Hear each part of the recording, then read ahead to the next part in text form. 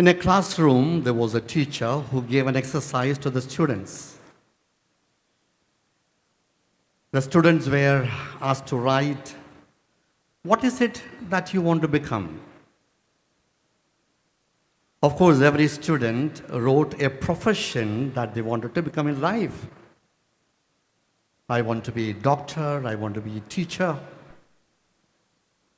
One student was very different. He wrote this answer, I want to be happy. I want to be happy. The teacher was not very happy about this answer. And so he called the student and told the student, I don't think you understood my question. Then the student told the teacher, Teacher, I think you did not understand what is life. So, my dear friends, I'm sure all of us must really be happy about this answer of the student, isn't it? What are we living for? We all would like to be happy in life, and that is the purpose of life. Of course, we can have different discussions on how to be happy, how to find that happiness. From my last 35 years of social life and in interaction with people from all around the world, I believe that the best way to be happy in life is to make somebody else happy. The best way to be happy in life is to make somebody else happy. So who are these people waiting to be made happy? Are there a lot of people waiting to be made happy? Yes, there are. There are so many people around us who are struggling to survive. 1.3 billion people in this world are living with some disability or the other. There are 1 billion people in this world who are homeless. 800 million people in this world do not have enough to eat. They are hungry. Then there are people who are affected by disasters. There are people who are living with terminal illness, people unwanted, uncared for. There are so many of them all around us, and they're all waiting for someone to make them happy.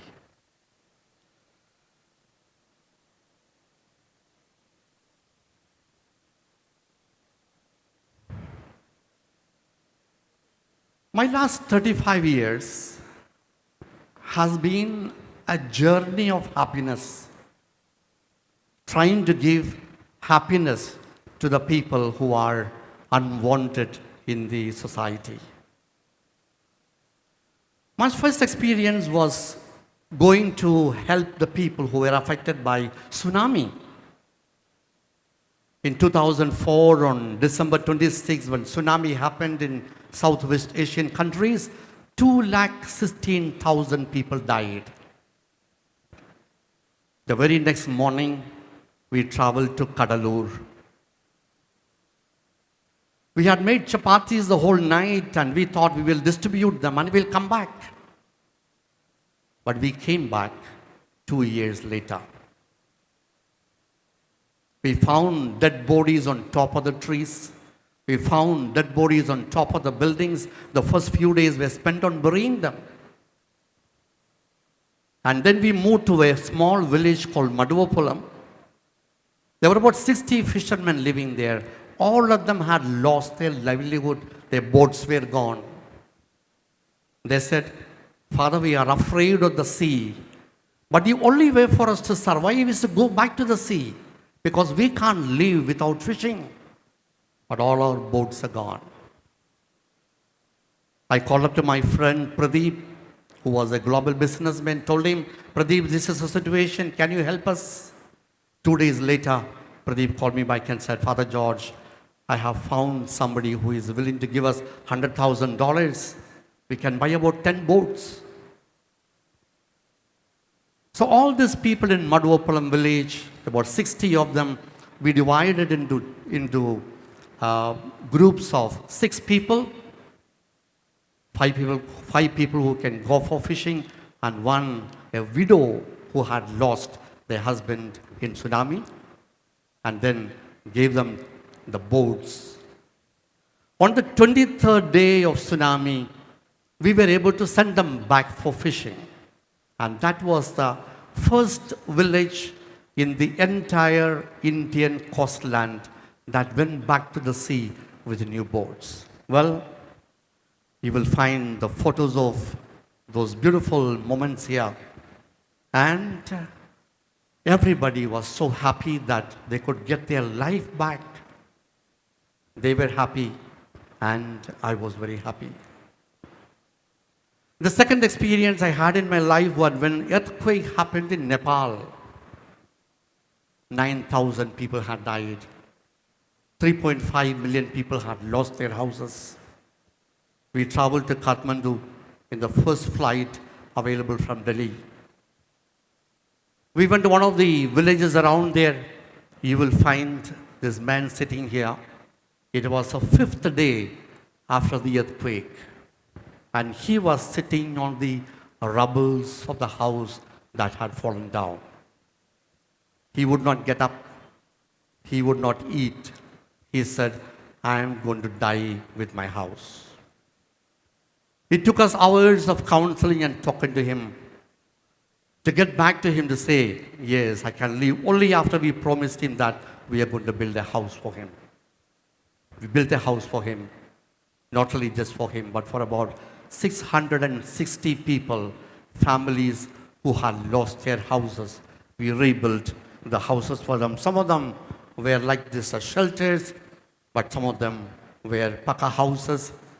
And we went on to intervene every time there was a disaster happening anywhere in the world. When the Japanese tsunami happened, we raised money for them. When we had the earthquake in Turkey, we sent blankets for them. When we had the economic meltdown happening in Sri Lanka, we sent rice from India. Recently, when the human tragedy is unfolding in Manipur, we send medicines to Manipur.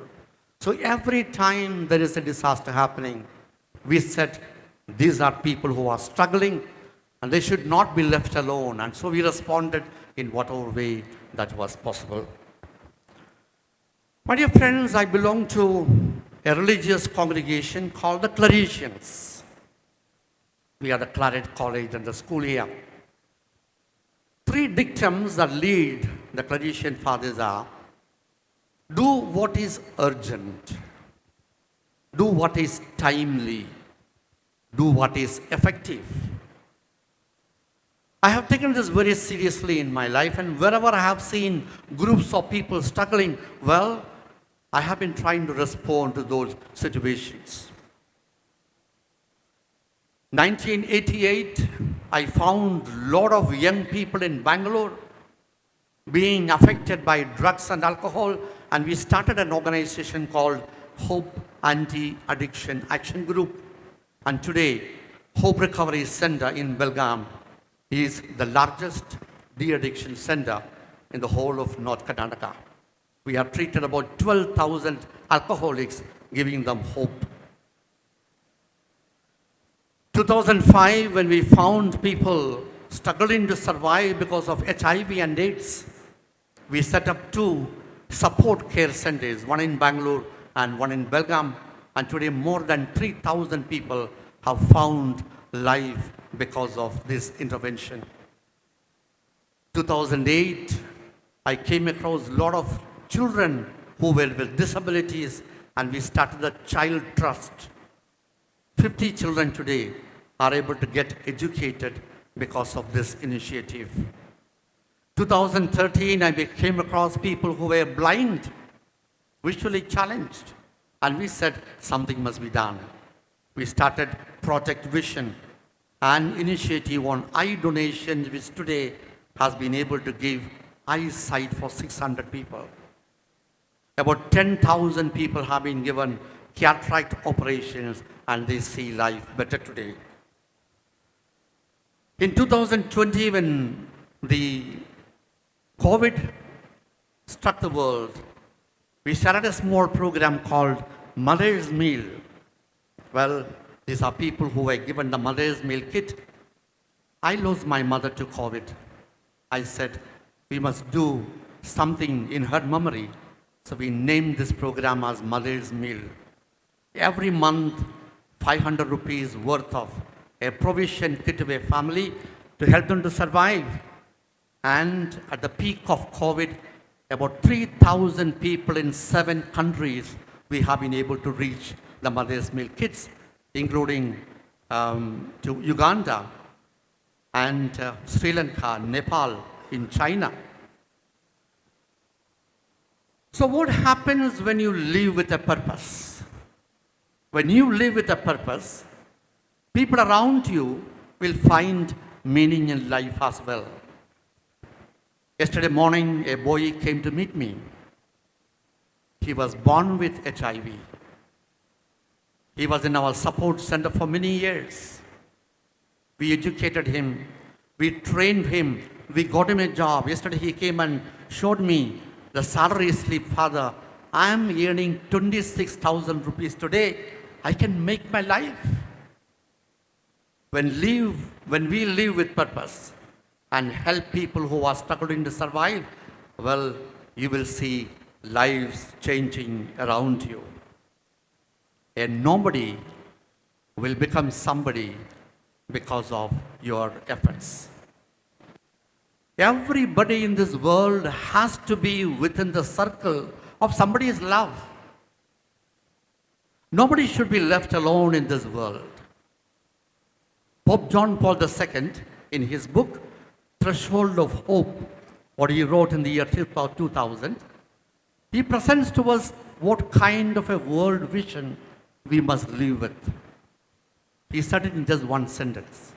He said, each one for everyone, and everyone for each one.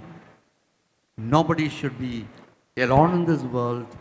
Everybody has to be within the circle of somebody's love. This is how we can create a civilization of love in the world today. My dear friends, no single person in this world can do this. Everybody within themselves has an interest to help others, to create happiness. Our latest program is called Project Shelter, and this is a program to build houses for the homeless. This is an idea to get 1,000 rupees each from 1,000 people.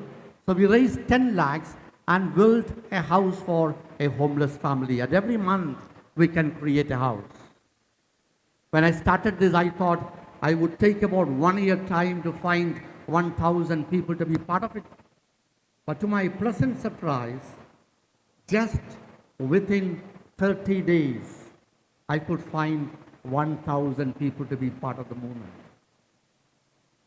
Which means that everybody in the society has this interest and commitment to help others, and nobody can do this alone. The interesting thing is, even the most distressful people have a possibility to help people. Look at this family. This is Vishal. He is affected by cerebral palsy. He came to us asking for a house. Raju, his father said, Father, I have got just one site, but I don't want a big house. Just give me a half-site house. That is enough for me. You can use the rest of the half-site for building a house for somebody else. I got my architect and drew this plan in that one site, and today, because of them, 6 families are going to get houses. The generosity of the poor people. Probably they know suffering much more than we all do. Some of us may think that only when you have a lot of money you can help other people. No. Sometimes it can be just a hug that can change others. For the last 14 years, I am living at the Sumanahalli Society where people with leprosy are living. There is a man called Chand Pasha who is in our center. Every time when I go to the residence block, he will come around and he will hug me. Well, here is Chand Pasha, my friend. He doesn't speak. He doesn't say anything. He just comes around and he gives a nice hug. My dear friends, it's not money, but it is our attitude that is going to change people. We are not born to win. We are born to share. And that is the basic message that we all have to carry back today. So what shall we do from today? I want all of you to do an arc. What is arc? Act of random kindness. Can we all do an arc every day?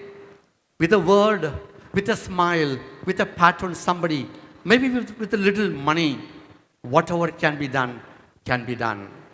And when we do an arc, well, you will be happy, and those who get it will be happy, and that is the purpose of our life. Thank you.